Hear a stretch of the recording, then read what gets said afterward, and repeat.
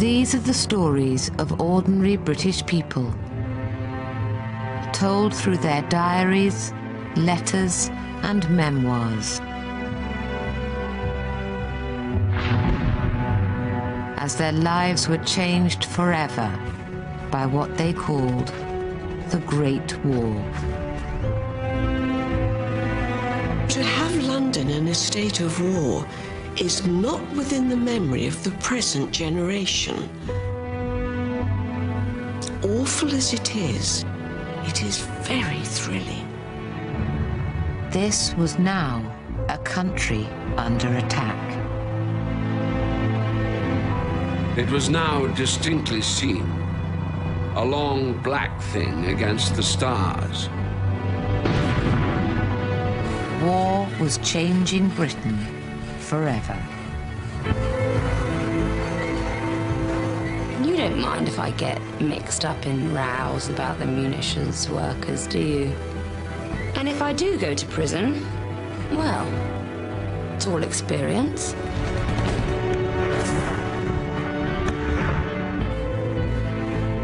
Yet amidst the upheaval, life and love went on. Don't think, dear, I am worrying unnecessarily about you, because I know God can take care of you wherever you are. And if it's His will, darling, He will spare you to come back to me. Uncovered from attics and basements, archives and libraries, their original accounts are here brought back to life as never before.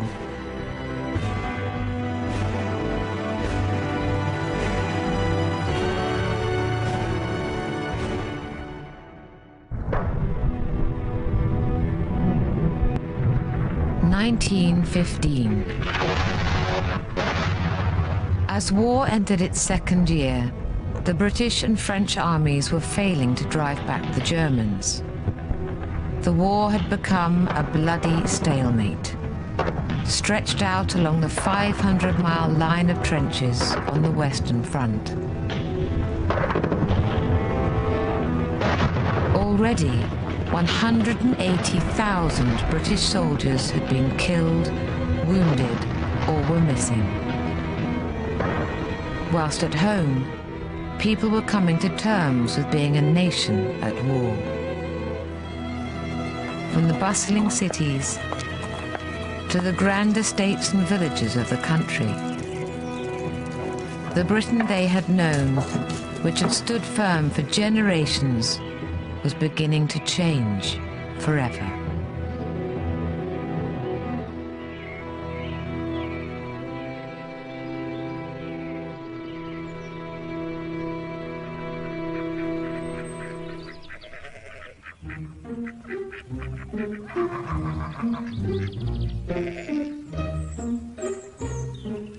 Great Lees in Essex, a classic Edwardian village.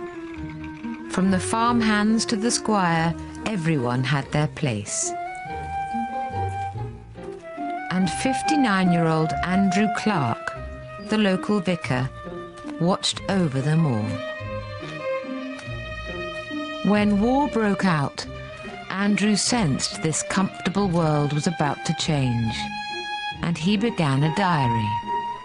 It seems not out of place to put down from day to day such echoes of the war as reached the rectory from outside. The war diary is above all things a village diary.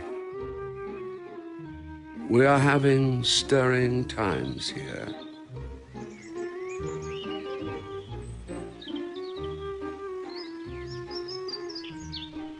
The nation was on alert, fearing the first invasion of Britain in centuries. Essex was particularly vulnerable. It was thought the Germans would land on the east coast. The men of Great Lees leapt into action.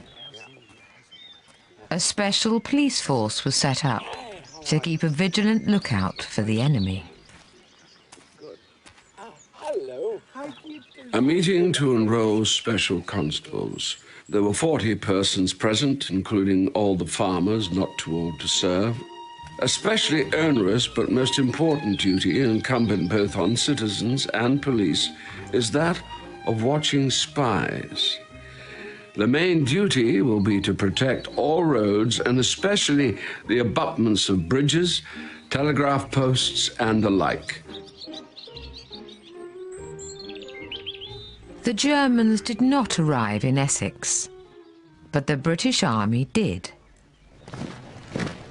Training camps were established in villages and towns across Britain to accommodate new recruits, and communities were turned upside down. That night, the Montgomery Yeomanry arrived. 500 horses picketed on the common. Most interesting to watch. Past a squad of men standing at the roadside, with a sergeant questioning them about the countryside. It seems hard to realise it's not play, but the grim business of war. 19-year-old Emily Chittix worked as a servant in Essex, not far from Andrews Parish. The arrival of troops at a nearby camp had changed her life. She'd fallen in love. Will Martin was a 19-year-old farm worker. He'd enlisted in the first months of war and left behind a quiet life in Cornwall. Now he was making the most of his first trip away from home. Oh, you restless boy. Coming out of camp when you ought not to. I'm afraid I shall have to severely reprimand you when you come home again. Sometimes it seems too good to be true that one day I shall have a home of my own and a dear good man like you to love and be loved by. I often wonder, dear, what the future really holds for us. I wonder where we shall live and all sorts of different things, don't you, dear? I think it's wonderful how we came together, dear. The more I think of it, the more wonderful it seems. I don't see any reason why we should not be happy together, dear. For as long as we have known each other, we have always agreed together. You are already mapping out the future in your imagination. And I must own that my thoughts have corresponded with yours on more than one occasion. A world away from rural Essex was 23-year-old Helen Bentwich. Born into a wealthy banking family, Helen grew up in London's high society. She was frustrated by the fact that, as a rich woman, she hadn't yet shared in the excitement of the war. My brother Ellis has been up to London today for his first drill. He's joined the old public school boys' force and is going into camp next week. Now he's going, it makes me wilder than ever at being a girl. I'm just existing as a useless female at present. There's nothing definite for us women to do.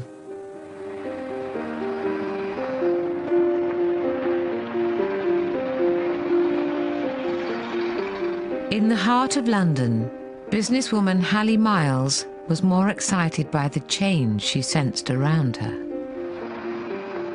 It is like an altogether new London. The whole condition of things is so strange to us all. For to have London in a state of war is not within the memory of the present generation. And yet, awful as it is very thrilling. Hallie and her husband Eustace ran a vegetarian restaurant in the West End, the very latest food fashion. At a time when women were not allowed to vote, and respectable married women supposedly belonged in the home, Hallie was a pioneer. In early 1915, food prices began to rise, putting her business in jeopardy. She was determined to overcome it. I am very busy over many things. My cookery book, Economy in Wartime, is to be published as soon as ever I have finished it. It is exactly the right time for it to come out, for the price of meat is becoming so awful that many of the butcher shops are closing. I am trying to start a campaign for demonstrations in meatless cookery. Today we are making mock game soup, and I promise you it's even more delicious than the real thing. In their different ways, Britons were adapting to being at war. But now their worst fears were realized. War was coming to them. Germany had a terrifying new weapon, the Zeppelin airship. Everyone says the Zeppelins will invade England. One of the German war cartoons is of an army of Zeppelins over Trafalgar Square, throwing bombs down. It couldn't be much closer to us.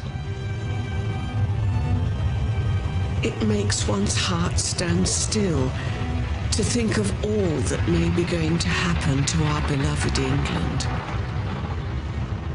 Zeppelins unleashed the first ever air raid on Britain in January 1915. The bombing of London began in May. About 9:45, an airship passed over Great Lees. The buzz of it was distinctly heard at the rectory. Just after it had passed, there was a tremendous bang, loud as thunder. It shook all the windows in the house and caused a bath, leaning against a wall, to clatter down to the floor. The Zeppelins passed on toward London and are reported to have done much damage at Stratford, Leighton, Ilford, and Blackheath.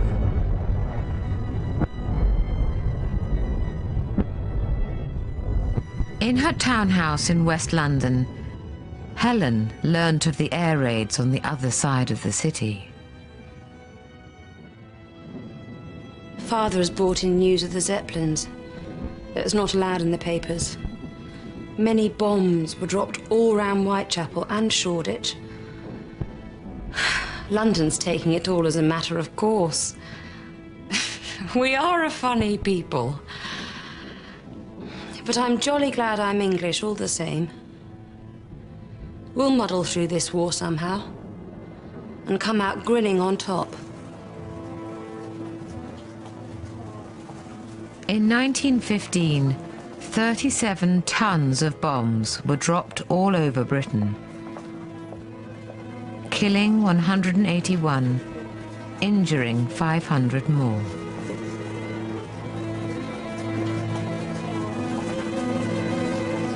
It set the place on fire. There is an awful lot of damage done. Some streets, not a single window left in. The house in which we were in had all its windows blown in. 2 rooms had a hole in the roof. After the raid, there was only 1 room we could sleep in. When the firemen entered one of the houses that had been destroyed by an awful bomb, they found a husband and wife with all their clothes burnt off them, kneeling in prayer at their bedside. The husband's arm was still round his wife's waist. I sometimes wonder if Eustace and I shall be found like that. It all seems coming so near us.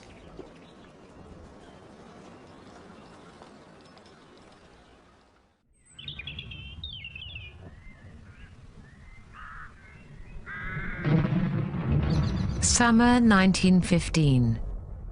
The war had lasted longer than Britons had imagined, and still there was no end in sight. The conflict had escalated. Britain was now fighting in the Middle East and Africa, as well as in France and Belgium.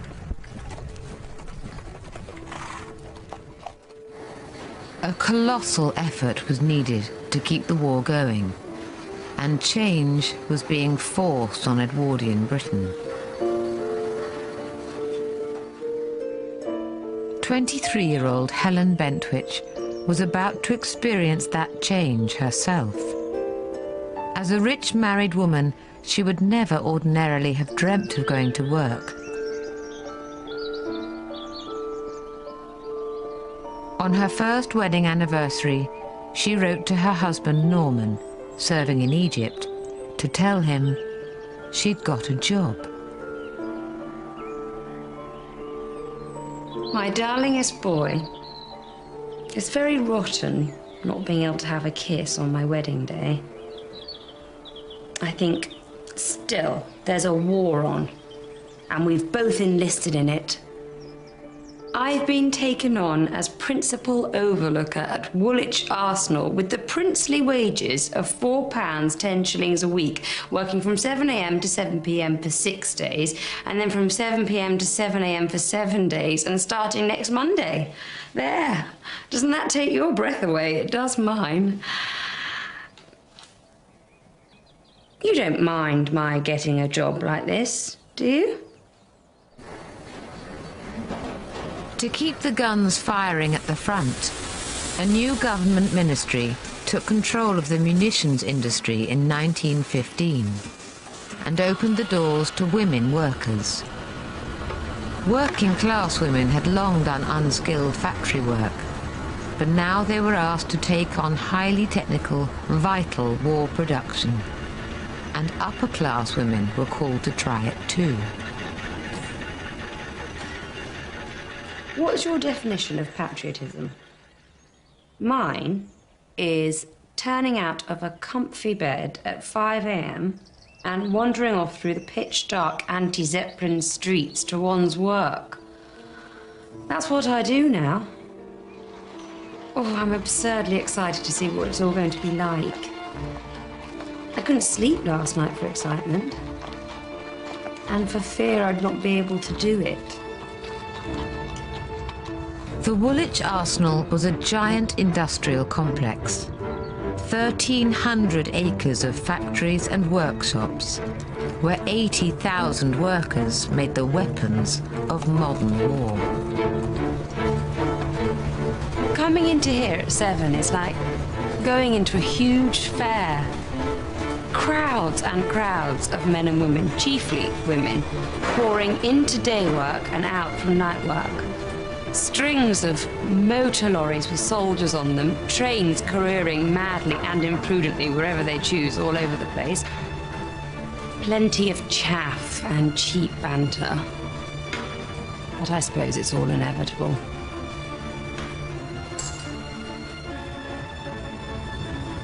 By the end of 1915, almost 2.5 million Britons had volunteered to fight. But recruitment was falling as losses at the front soared. Unlike Germany, Britain had no tradition of compulsory military service, but that was about to change. And the impact would be keenly felt in small communities, like Great Lees. There's been a great turn-up in the village yesterday and today. Some of the farmers had noticed to send all their men to be medically inspected for service. They came to Mr. Caldwell. He advised them to go. This is not voluntary recruiting, but compulsion in dishonest form. It is now quite certain that compulsory military service will be adopted. In January 1916, conscription was introduced in Britain. every unmarried man aged 18 to 41 could now be called for service. Those who refused faced imprisonment. Britons were being subjected to ever greater demands. And yet, life went on. Will had moved to a training camp in Norfolk, further from Emily, but their romance was blossoming.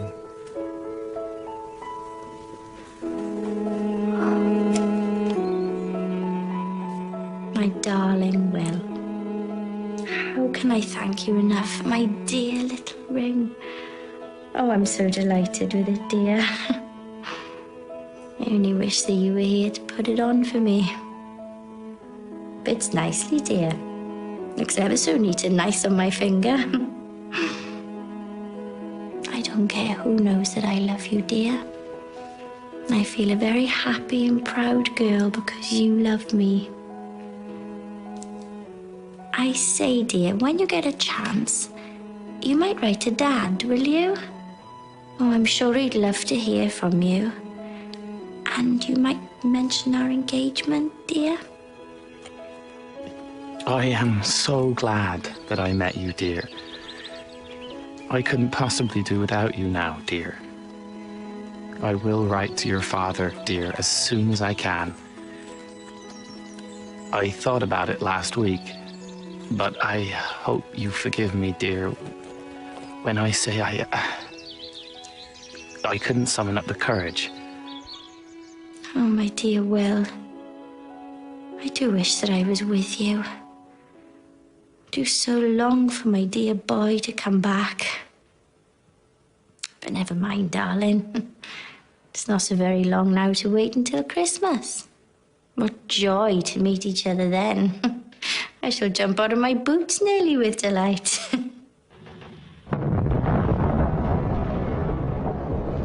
The war at home was intensifying. Air raids were now a regular occurrence. Anti-aircraft guns, searchlights and fighter planes were deployed to defend the nation, but the bombing persisted.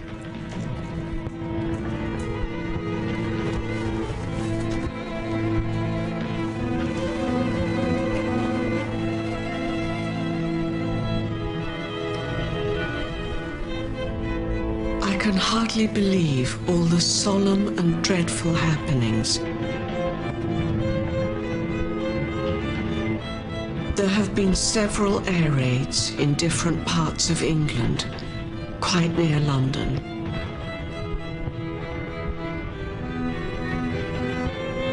We have twice been warned to leave our flat for the basement.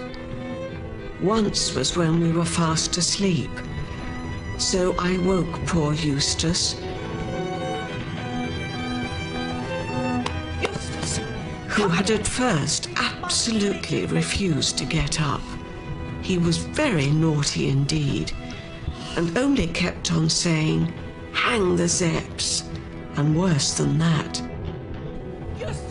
But as the sounds of the guns drew nearer, Eustace donned his alarm trousers and joined me in the hall of the flat.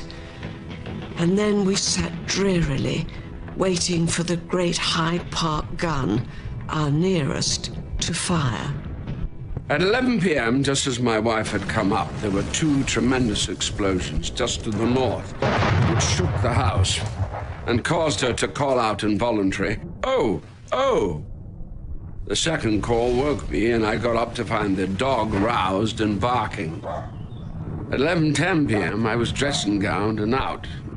It was a starlit night, slightly foggy.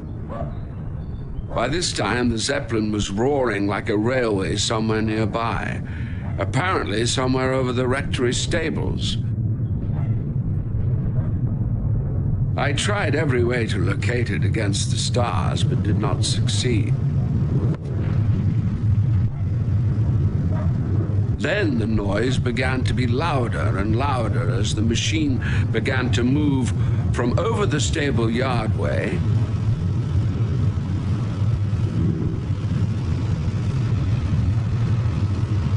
Just as the clock struck 12 midnight, sound was heard of one Zeppelin coming back. It was now distinctly seen, a long black thing against the stars.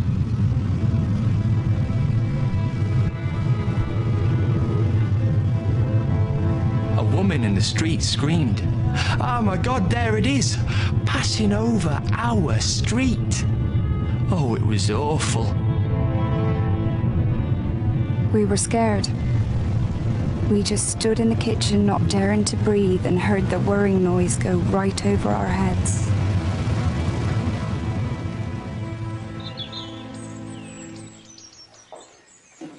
Despite the raids, life had to go on. Emily was making plans. By the way, dear, I suppose you were still thinking of going to Cornwall for Christmas.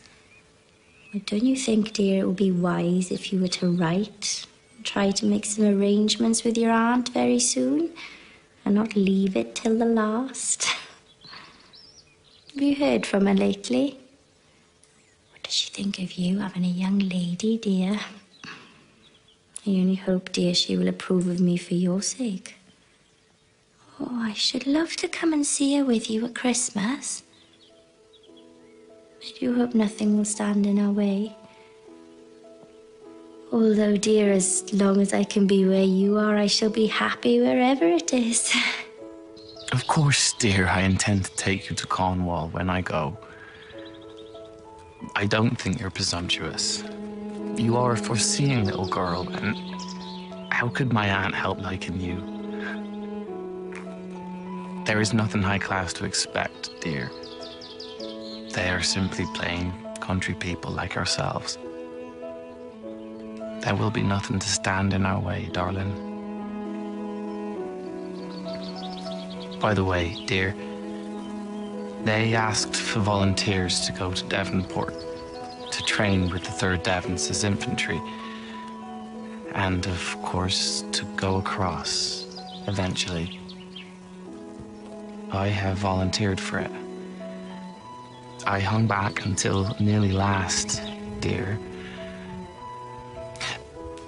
I am sure you are worrying yourself, but there is no need for it. I am disappointed about having to come so far away from my little girl.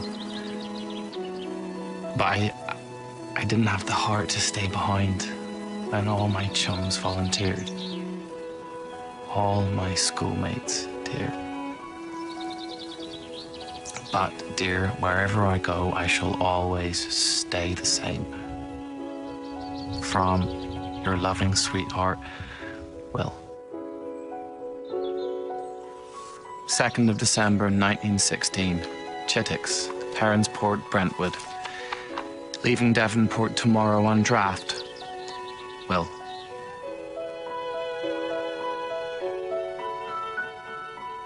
We left Devonport at 9:30 this morning, and we don't know where we are going. It was a bit hurried, dear. I am disappointed too, for I so hoped to have taken you to Cornwall at Christmas. I will conclude with fondest love from your loving sweetheart, Will.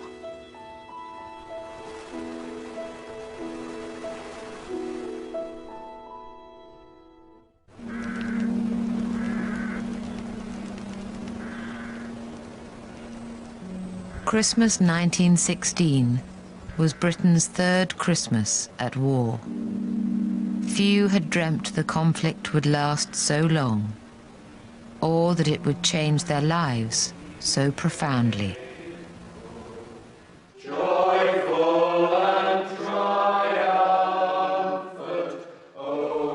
Andrew Clark was coping with the devastation in his village. 9 young men had already been killed. Monday, 25th of December, cold, dreary day. Snow is rushing into water. Naturally, there was the smallest Christmas morning congregation I've ever had here. So many of our lads have been killed, and very often the parents die of broken hearts. In one family of farmers who we liked very much, the sons had been killed, the mother died a week after, and the father 12 hours after her, leaving some daughters all alone. 4 days is a wee bit of a holiday, really, isn't it?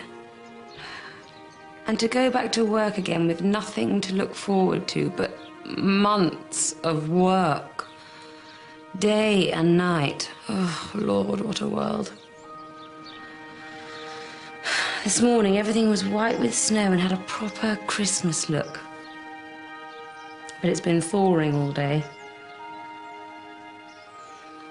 I smoked too many cigarettes. I couldn't eat any tea, which was sad because there was a new cake, a great thing these days. Wednesday, I go back to the old grind again. Oh, damn. My dearest Emily, it has been a rather strange Christmas for us, dear. But still, I think all the boys are happy. There was a small bit of pudding for dinner, and also some beer and rum. I didn't have any of the latter two. I could just fancy you today, sweetheart, wondering what I am up to, what sort of time I'm having. Well, sweetheart, I hope you've had a good Christmas. I dare say you had a busy time. We are having a concert here tonight in the church army hut. We've got no piano, but we are making the best we can out of it. Things are very quiet, but the roads are very rough and there's plenty of mud and water. What looks familiar out here is the London motor buses conveying troops from place to place. My dearest Will, I've had some unpleasant dreams, dear, about you. One in particular, dear. I dreamt, dear, that you were home with me, but you'd ceased to love me and treated me as cold as ice.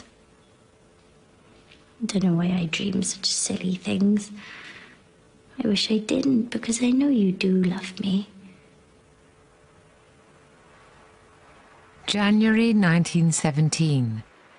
Will was just behind the Somme battlefields, the scene of terrible bloodshed a few months earlier. Now the men endured the winter and waited for the fighting to begin again. I've been doing some trench digging lately. Quite a change from drill. And we are still training. We are not trained yet. I expect we shall be someday.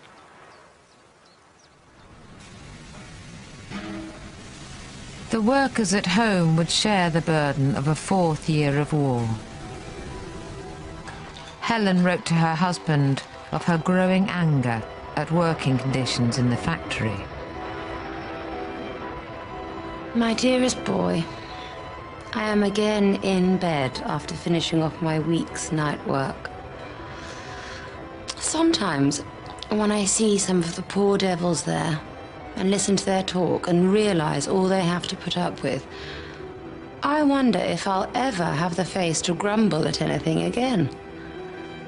I've been thinking lately, I don't know how I'll get on when the war's over and I've got to stop working hard. I feel that it will always haunt me, all through my life. The misery of those who slave day and night so that others may be wealthy. In the workshop, everything is done with such monotony and regularity that nothing human can come into it. It has completely spoiled my hands. They are hard and rough now, but it's some satisfaction to know I'm helping to blow the blight off Europe. The ether in the cordite affects the girls. It gives some headaches, hysteria, even fits. We sometimes have 30 girls overcome in one way or another. Helen took a bold step.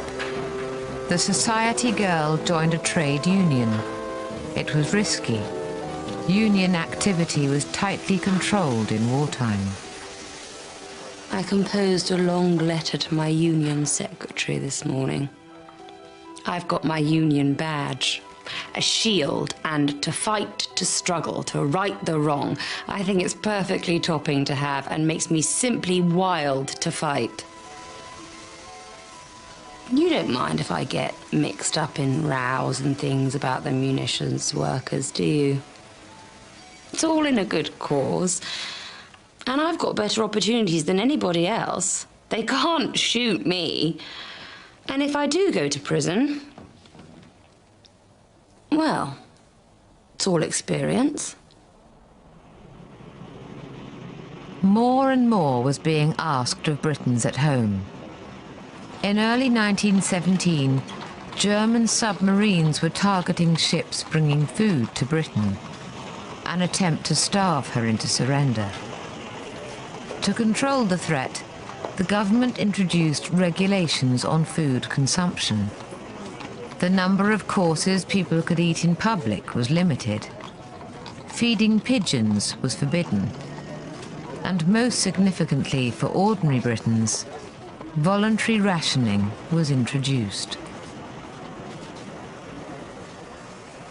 The food laws seem fairly wise, but they will tackle the wrong end. It's the restaurants, extravagant venues and theatres that ought to be banned. And then there'd be not so much need for these restrictions. If you were here and took a walk down Regent Street or Oxford Street and looked in the shop windows, you'd say all you read in the papers about shortages of food was lies. But it isn't for the poor people.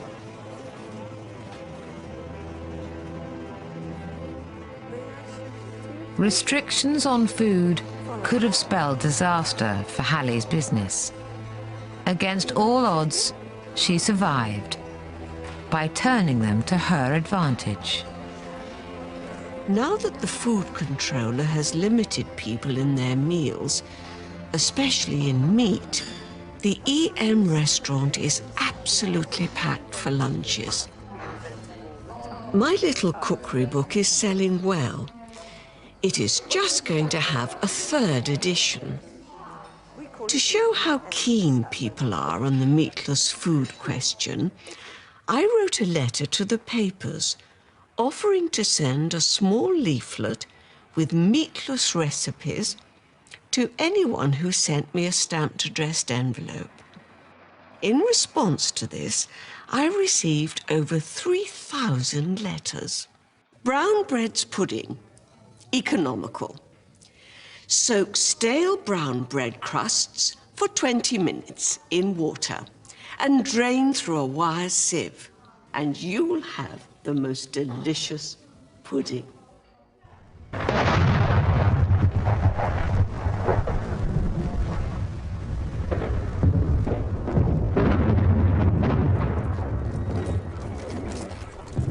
The Somme, northern France. Will has had his first taste of the front lines. As winter ended, the British Army was preparing for a massive offensive in spring 1917. You need not worry the slightest bit, dear, on my account. For up to the present time, dear, I've gotten all right, and I am still quite well. You were right in your guess, dear. And I have seen a bit of life since that letter reached you, dear. I've just received another letter from you, dear. I can't quite understand your meaning, dear, in one sentence. It's where you said I had guessed quite right, and you had seen some life since I had that letter. Do you mean, Will, you've been fighting? Don't keep it from me, dear. If you've been in the trenches, tell me. I would rather know. I can't think what else you mean, darling. I can't stay to write more in haste. Love from Emily. I dare say, sweetheart, you have been wondering why I have not written. But I dare say you will understand why I have not written. And I dare say there will be more occasions, dear, when I shall not be able to write for a few days. The British Army's plans were about to throw Will Martin deeper into war.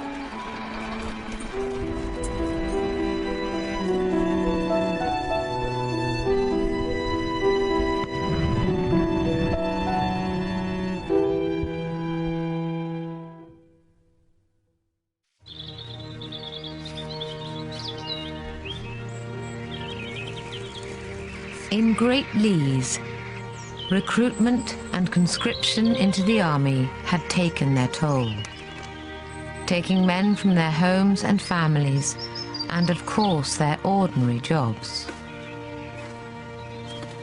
Andrew Clark watched the old order of the village disintegrate around him. Major James Caldwell called. Agricultural laborers assure Mr. Caldwell that few of the young men who've been taken off the land will come back to work on the land again. They are certain, they say, that their sons will not. Since my man was called up, I've had to do all the outdoor work. In these months, I have smoked in each week more cigarettes than I used to do in any whole year before the war.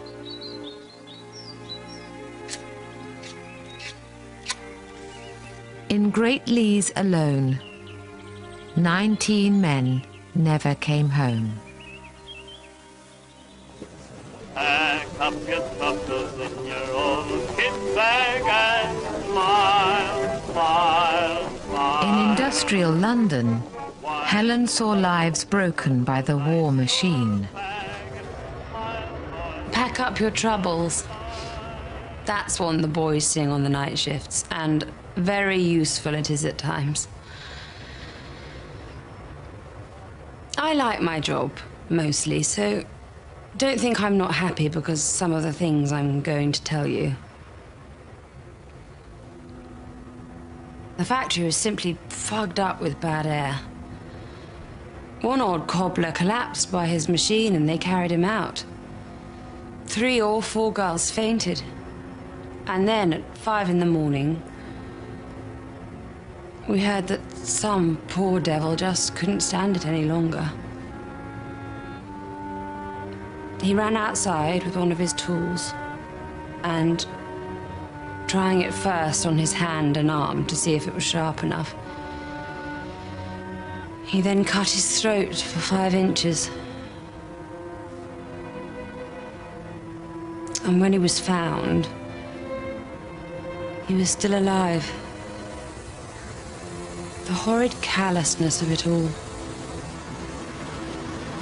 Worst of all, to be told that that was nothing very new, and that there are many cases of suicide each week. It's all so terrible and unnecessary, and nobody cares about the individual. It's just a vast, crushing war machine.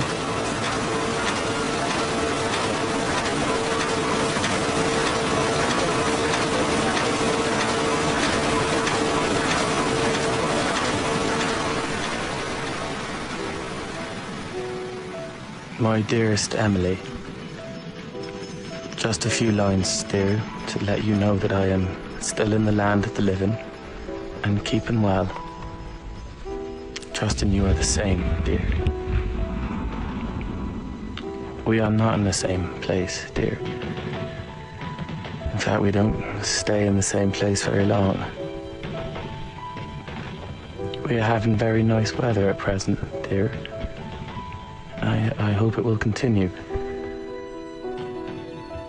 I wonder what you're doing now. Oh, my dear boy, I do pray that you will be spared. If I lost you...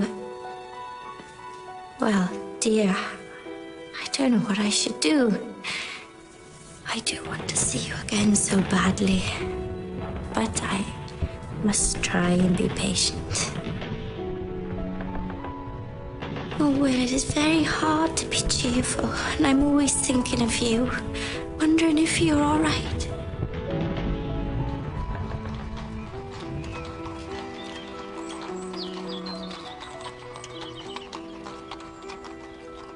Spring 1917.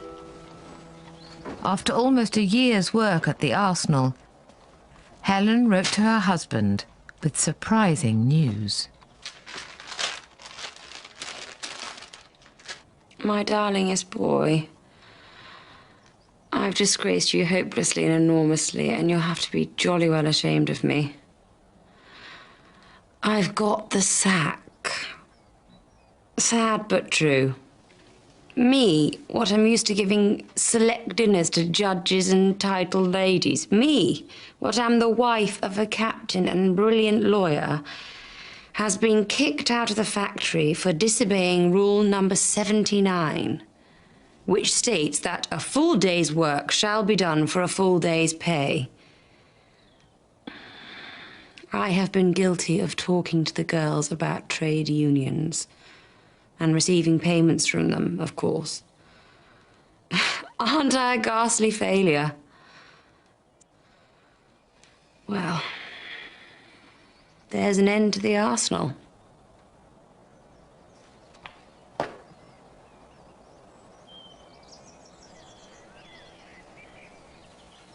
Rumours of the planned offensive in France had reached Britons at home.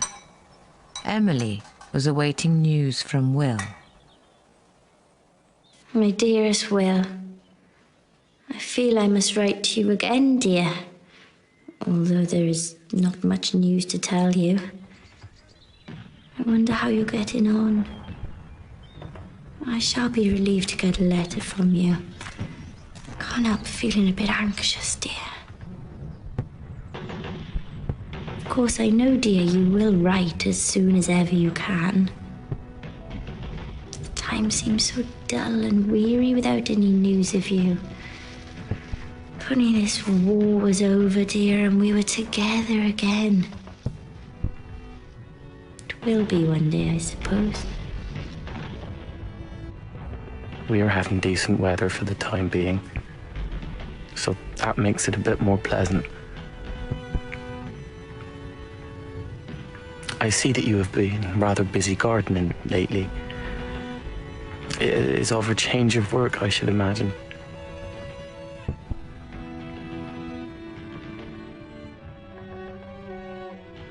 Well, dear, news is scarce as usual, so I scarcely know what to write. Well, sweetheart, I must now conclude. Give my love to Mother and Father. Fondest love and kisses from your loving sweetheart, Will.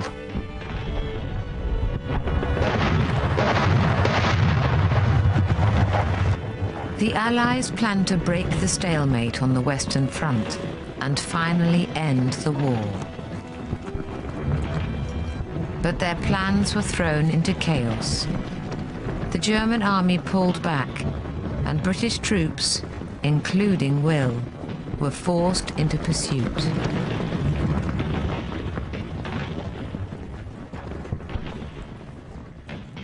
Cheer up, darling.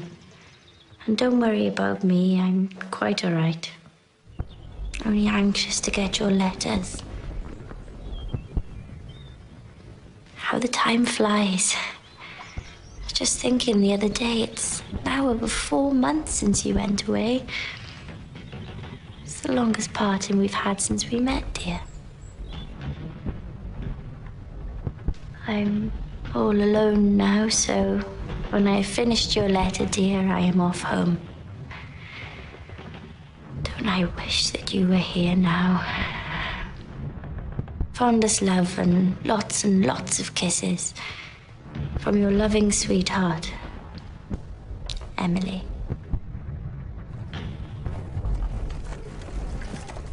In the battle that followed at Arras, the loss of life was huge. Some ground was gained, but the war had not been won.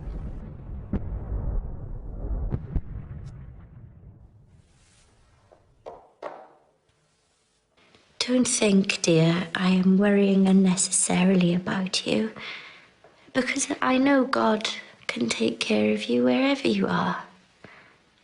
And if it's His will, darling, He will spare you to come back to me.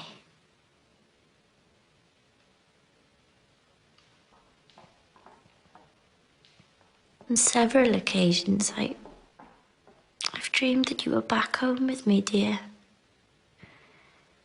And the most strange thing about them, you're always in civilian clothes when I dream of you. And I've never seen you in those, dear, so it seems very strange. Well, darling, I don't know much more to say now, so we'll close with fondest love. Kisses from your loving little girl, Emily.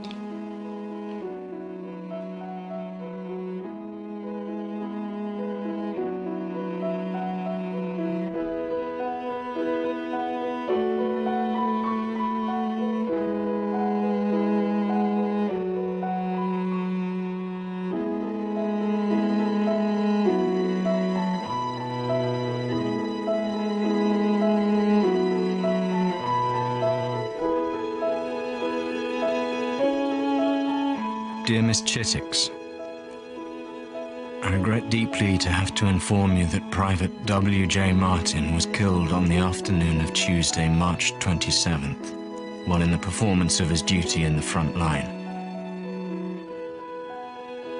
He was hit in the head by a sniper's bullet and never recovered consciousness before he died. I'm returning to you one or two small things which I found in his pocket, which you might care to keep in memory of him.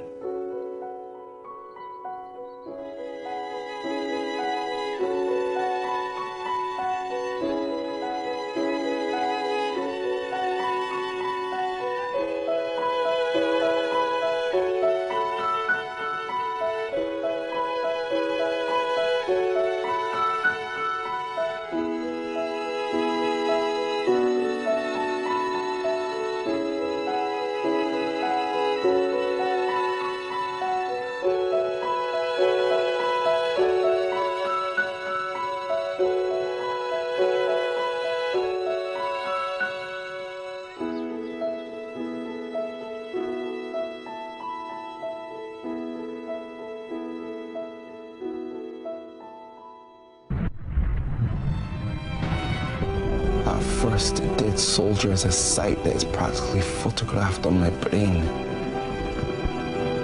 How horrible this is. But I see nothing but ghosts. I collapsed with the misery of you in the battle. We have at last realized that woman is an animal with two legs. And we have a vote, too. The whole outlook is new. The whole world seems new since the war. You can read more about the people featured in the programme in the book of the series, The Great War, The People's Story, out now in all good bookshops. Tomorrow at 9, more stories of relatives thought lost forever, reunited, long-lost family.